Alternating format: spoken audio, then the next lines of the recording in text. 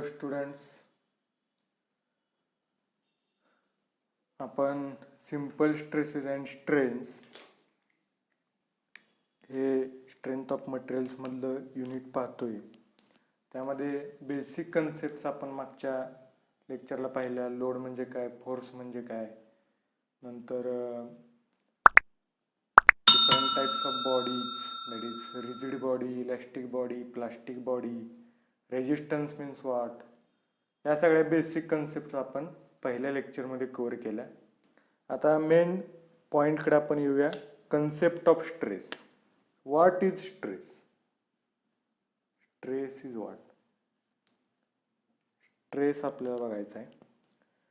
तर what is stress? त्यासाठी मी आधी एक डायग्राम काढतो. This is prismatic bar. This is one prismatic bar.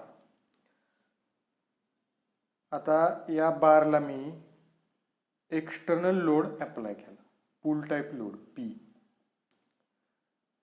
So the figure shows a rod of uniform cross sectional area A, that is prismatic bar, and is subjected to axial pull loads P at the end A and B. If this is end A and this is end B. Now consider section XX. Consider section XX. Let us consider the section XX. तर XX section मी consider केलं, हे XX section, आणि हा पूल type load P A एंडला आहे. तर XX सेक्शनला काय होईल? XX सेक्शनला जर तुम्ही हा प्रिझमॅटिक बार कट केला तर आणि इक्विलिब्रियम कन्सिडर केलं, बार कट केला, इकडे पण पूल टाइप फोर्स आहे. आता XX सेक्शनला मी हा बार कट केलाय आणि जर बॉडी इक्विलिब्रियम मध्ये ठेवायची असेल, इक्विलिब्रियम म्हणजे काय, दोन्ही बाजूला सेम फोर्स पाहिजे, म्हणजे त्या बॉडीची स्टेट चेंज नाही झाली पाहिजे. त्यासाठी इकडे जेवढा फोर्स लागलाय तेवढाच इकडे फोर्स लागणं अपेक्षित आहे. म्हणजे इक्विलिब्रियम मध्ये जर बॉडी ठेवायची असेल तर मग इकडं P एवढा फोर्स मी अप्लाय केला. दिस इज फोर्स P. तेवढाच फोर्स या साईडला पण या डिरेक्शन मध्ये लागला पाहिजे. तेवढा फोर्स मी लावला, त्याला R हे नोटेशन दिलं. तसंच इथं जर पाहिलं या सेक्शनला, इकडं P हा पूल लोड आहे आणि ही बॉडी जर इक्विलिब्रियम मध्ये ठेवायची असेल, म्हणजे स्टेट चेंज जर करायची नसेल या बॉडीची, तर या P एवढाच अपोजिट फोर्स या साईडला बॉडीच्या लागला पाहिजे. त्याला मी R असं नाव दिलं. तर हा R is nothing but internal resistance force. This R is nothing but internal resistance force. So in order to keep this part in equilibrium, internal resistance force will be developed by the material.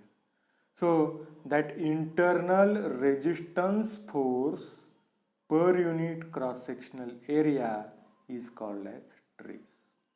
Internal resistance force per unit cross-sectional area. Here cross-sectional area of body is there. Cross-sectional area of body A is there. So that internal resistance force per unit cross-sectional area is nothing but stress. That is definition. Therefore, what is stress? Stress is internal resistance force. Internal resistance force divided by cross-sectional area. Divided by cross-sectional area. Now stress is denoted by a letter, Greek letter sigma. Resistance force, that is capital R, and cross-sectional area is capital A. Now what is there? This P is equal to R. In previous video we have seen P is always equal and opposite to R. So P is equal to R. So write down आरच्या जागेवर तुम्ही P लिहू शकता, P divided by A. R is equivalent opposite to P. Now let us see what is the unit of stress. So what is the unit of stress? Now let us see from this equation. This is our first equation. पहिले equation आहे, लक्षात ठेवा. अशी काही equation निघाल्यानंतर त्याच्यावर तुम्हाला problem सोडवता येणार आहे.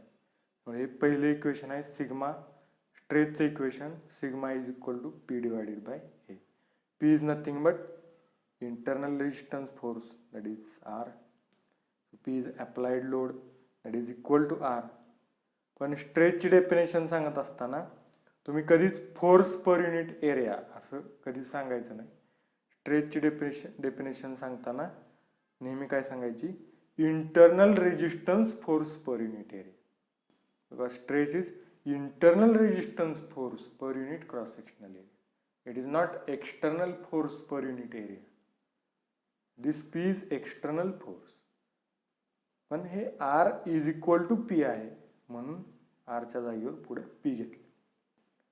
आता या इक्वेशन वरून sigma equal to P by A असा आहे. तर P म्हणजे काय, फोर्स. फोर्सचं unit newton. The unit of force is Newton. The unit of area is meter square. Therefore, the unit of sigma is Newton per meter square. So this is the SI unit of stress. That is Newton per mm, Newton per meter square. So this Newton per meter square is also called as Pascal. This is also called as Pascal. Pascal is one of the scientist. Pascal नावाचा scientist होऊन गेला. या पास्कलनं फोर्सवर किंवा प्रेशरवर काम केले. Pressure आणि स्ट्रेसचं unit एकच आहे, न्यूटन पर मीटर स्क्वेअर. हे प्रेशरचं सुद्धा युनिट आहे. तर त्या प्रेशरवर बरंच काम पास्कल या सायंटिस्टने केल्यामुळं प्रेशरच्या युनिटला पास्कल असं नाव दिलं. तेच युनिट स्ट्रेसचं आहे, न्यूटन पर मीटर स्क्वेअर. यालाच पास्कल म्हणायचं. आता 1 पास्कल जर घेतलं, 1 पास्कल इज इक्वल टू आपण सांगू शकतो 1 newton per metre square. 1 newton per metre square. 1 kilo pascal जर घेतलं, 1 किलो पास्कल, किलो म्हणजे 10⁻³ so Newton per metre square. 1 mega pascal घेतलं, मेगा पास्कल, तर 10⁻⁶ न्यूटन पर मीटर स्क्वेअर.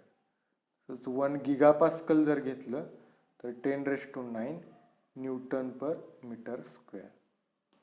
आता हेच तुम्ही 10⁶ न्यूटन पर मीटर स्क्वेअर आहे, ते जर मला न्यूटन पर स्क्वेअर मध्ये पाहिजे असेल, हे 1 mega pascal is equal to 10⁶ newton per metre square आहे.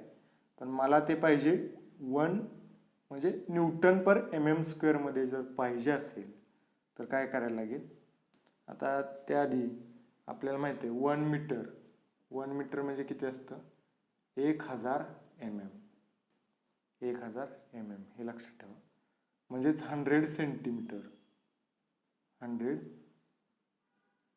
1000 mm. 1 मीटर म्हणजेच 1000 mm म्हणजेच 100 सेंटीमीटर.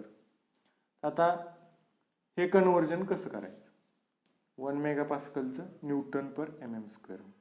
ते आता बघा 1 मेगा पास्कल, 1 मेगा पास्कल म्हणजेच किती आहे, 10⁶ न्यूटन पर मीटर स्क्वेअर. आता 1 मीटर, या मीटरचं मला करायचं आहे. मीटरच्या जागेवर पाहिजे. म्हणजे मीटरचं मला जर करायचं असेल तर 1 मीटर बरोबर किती आहे, 1000 mm. 10⁶ डिवायडेड बाय या मीटर स्क्वेअर म्हणजे 1000चा स्क्वेअर. मग हे आता काय झालं, न्यूटन पर स्क्वेअर मध्ये झालं. या मीटर स्क्वेअरचं स्क्वेअर करायला मी मीटरच्या जागेवर 1000 त्याचा स्क्वेअर. आता 1000चा स्क्वेअर काय असतो, 10⁶ डिवायडेड बाय 1000चा स्क्वेअर 10⁶ असतो newton per M M square. हे दोन्ही कॅन्सल होईल. So 1 megapascal is equal to किती येणार 1 newton per M M square. So इथं आपण 1 असं लिहू शकतो. So 1 megapascal directly 1 newton per M M square.